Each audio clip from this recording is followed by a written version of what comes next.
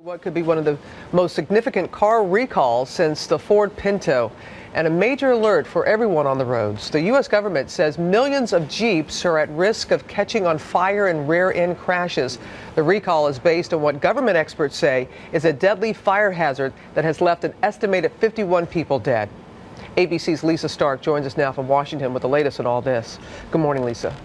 Good morning, Robin. Well, this morning, Chrysler is refusing to recall those vehicles, nearly 3 million of them, to add some extra protection around the fuel tank, which sits right near the rear of the vehicle. It's a recall that could cost Chrysler hundreds of millions of dollars.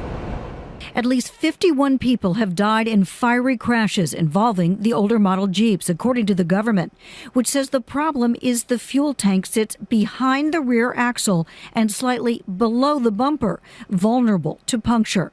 The government says in its initial findings that the defects present an unreasonable risk because people have burned to death in rear impact crashes. A recall would involve 2.7 million older model Jeep Grand Cherokees and Jeep Liberties.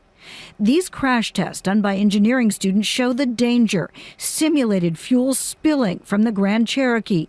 Chrysler claims the tests were too severe. But the government points to accidents like this one on a Virginia highway last October when a tractor-trailer slammed into the back of a Jeep Grand Cherokee stopped in traffic.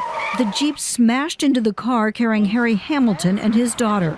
Hamilton was able to rescue an 18-year-old from the burning Jeep, but not two others. The fire spread too quickly. And then it just roared.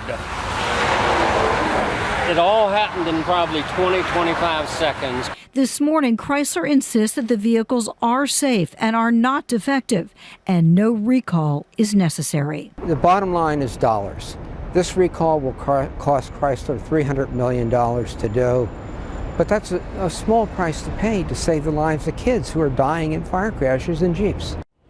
Now, Chrysler is also insisting this morning that the government's analysis, which has been going on for nearly 3 years, is incomplete. And it says that it says the cars are safe and they meet all government standards. If Chrysler refuses to budge, well, then the government may have to sue to force this recall.